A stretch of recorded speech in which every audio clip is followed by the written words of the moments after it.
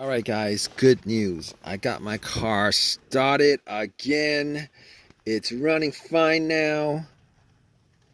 Awesome. All right, let me tell you guys what happened, all right? So basically, yesterday I was parked at a Wendy's, right? Went in to get some uh, crispy chicken sandwiches, came out. I was like ready to go. Try to turn on my car. And I only parked it for like freaking I don't know, like maybe like 10 minutes at most. I was like trying to get it started and it didn't start. Didn't start. I was like, what happened? What happened? It didn't start. It's like I got in, right? The remote worked. I got in. Everything else worked normally. I heard all the chimes, the rings, and everything. And radio blasted. Well, not blasted, but the radio was on. Low motor was blowing. The dash, everything worked. And I was like, oh man, it's not starting, it's not cranking. What's happening? I heard nothing except for a click. Didn't hear anything but a click. So it started worrying me. I was like, oh, okay. I was inside for 10 minutes. I left it, turned it off. Left it for 10 minutes, and now it's not cranking. I was like, possibly. Let me try it a couple of times.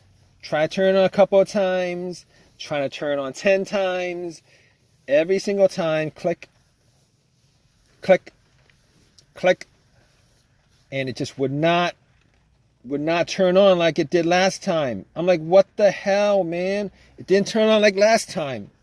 Because this isn't the first situation that this happened, because I had at least a couple of situations over the last couple months where I wasn't able to get it to crank. Same scenario. Everything worked except it wouldn't turn over. I'm like, it wouldn't turn over. But every single one of those times, the last couple of times, after like maybe like 5-6 different tries, I was able to get the car started. I was like, probably some battery issue. I'm not sure. But it turned over. I'm not going to investigate it too much. Right?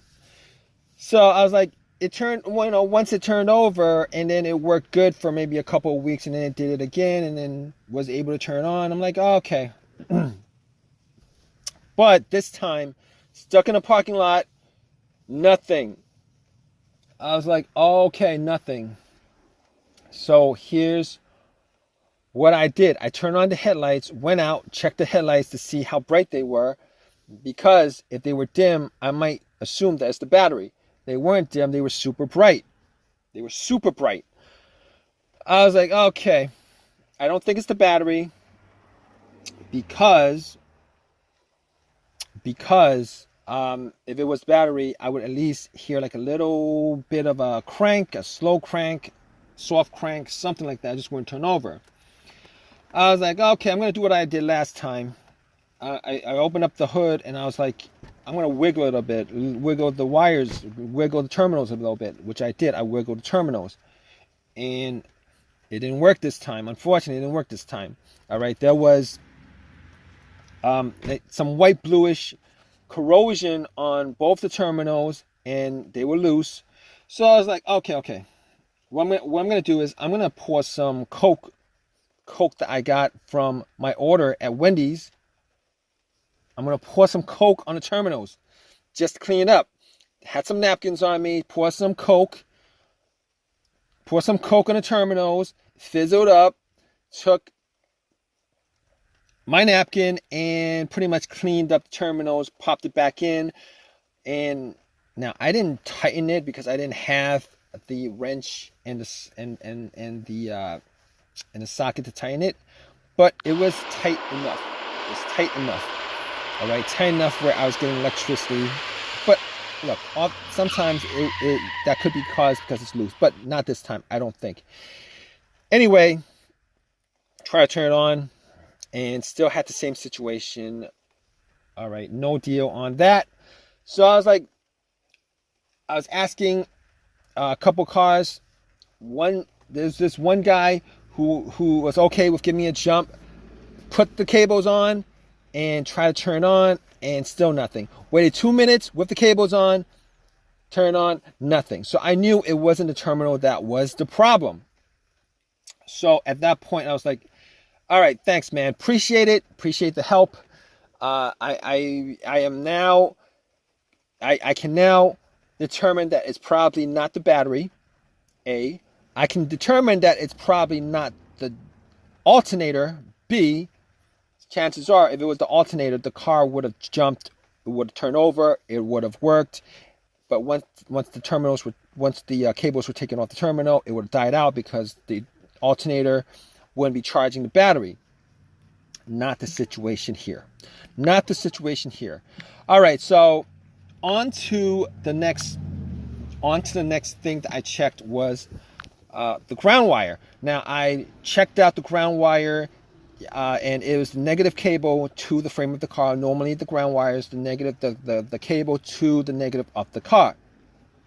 So basically, I checked the ground. The ground was connected, wasn't loose, wasn't rusted, wasn't corroded, nothing like that. So I was like, okay, not the ground wire, probably not the ground wire.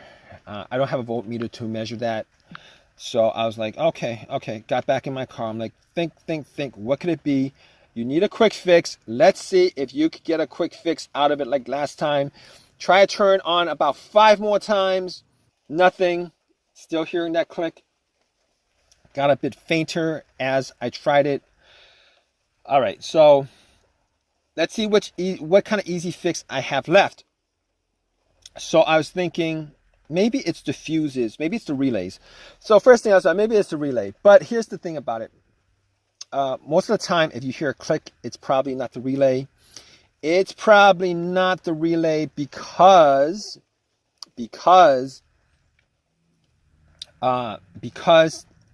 if you hear a click, that means the relay is working. It's actually relaying electricity from the battery to the relay to the alternator. For the most part, it means that it's working. So I had to rule that out. Still in my car, still thinking, and I think maybe it's the fuses. Now I don't have a fuse. I didn't have a fuse tester on me, so I was like thinking to myself, if it was the fuses, like I've only had a couple instances where a fuse would cause my car not to start and not crank. One of those situations was had a no start, no crank situation where one of the fuses that was blown was either to the car's computer, the PCM, or to the fuel pump.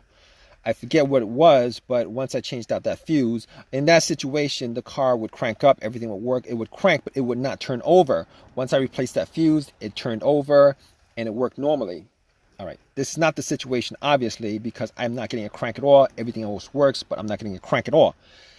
So, I'm thinking to myself, is it possible that it is... I'm thinking to myself, wait, what about the other situation of the fuse?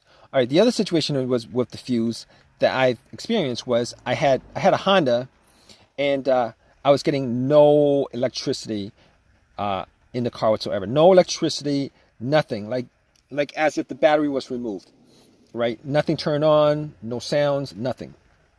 It turned out that the problem with that was it was the main fuse to the fuse box that was blown, and the way that I figured that out was I happened to have 2 screwdrivers, and I connected to the 2 metal ends of the screwdrivers from where the terminals were on the fuse, and it got the car to turn on and start, etc., etc. But that's not the situation here, because I am getting everything to work except the fact that it won't crank. So I had to eliminate those two things. So unfortunately, all those quick fixes, because there was an AutoZone around the area which I could have walked to and gotten the fuses, a relay, a battery, whatever. None of those situations was the cause of this no start. So at that point, I'm like, what are the chances that it could be the starter on the car? Because here's the thing, I've had these situations before where the starter went out, and I was thinking to myself, scratching my head, because the starter was changed out about a year ago. I've only put in about like 9,000 miles in the car.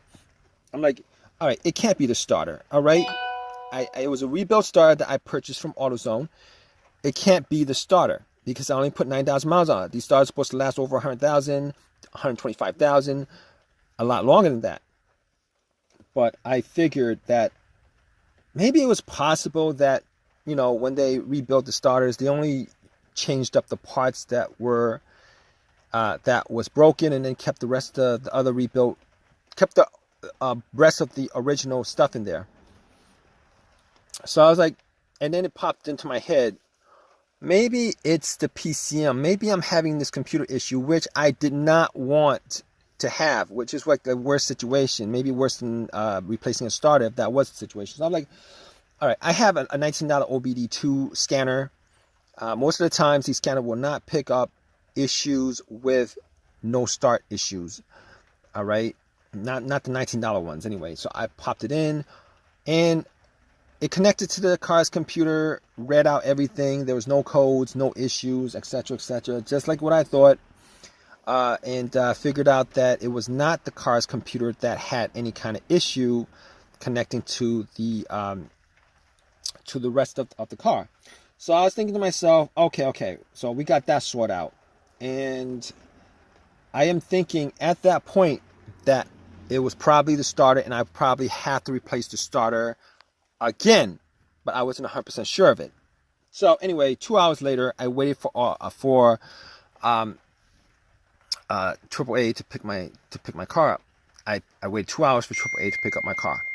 All right, AAA picked up my car and had it towed to my house, where I went through all the different steps of checking out all the fuses, the relays, the grounds, just double checked on all those things that I knew probably wasn't an issue. Tried bumping checked out the voltage on the battery, which was 100%. It was like 12.6, 12.7 volts. So at that point, I knew for a fact that it probably was not any of those things. It was probably the starter. Took out the starter relay, tried to bump the starter to see whether the starter bumped or not. There was a little pin test. If you guys don't know about that, you guys could go and check out a video on that. Did the pin test where I connected the two terminals, and it did not bump. Once it did not bump, I was like 99% sure it was a starter. Went and took everything off, got to the starter, and pretty much connected a line directly to the solenoid terminal. Direct connection to it. It did not bump. It did not start. So at that point, I knew that it was 100% the starter. Took the starter out, went to AutoZone, had them retested, had them tested out, and it was the starter. It didn't work. It was broken. So ended up, it's 100% warranted. They swapped it out, and I could have gotten a brand new starter, but didn't want to pay $300 instead of getting one for free. Took the chance anyway. Got another rebuilt one for free. Popped it in, and guess what? Bam! It actually worked. It worked. All right. It turned on. It worked, and it turned out that it was a starter. Now, if you guys are in this situation, and go down the list of what I pretty much, the diagnosis, the troubleshooting that I did on my car, 99% of the time, you guys could probably figure out what the issue is with your no start situation, which I'm pretty sure that's why you guys are here for. Anyway, it turned out that it was the starter. Hope this has helped you guys out in some way. If you guys want to leave a comment in the comment section, as a lot of you guys love to do, please leave the comment in the comment section. Please give me a thumbs up, and on top of that, what else? please subscribe, guys. If you guys haven't subscribed already, really hope that, you know, whatever situation you are in right now, hope this has really helped you guys out. You know, go through those steps that I pretty much detailed as far as trying to, you know, troubleshoot the situation. Hopefully one of those steps, particularly one of those earliest steps, the easy fixes, solves your issue, guys. All right, guys, take care.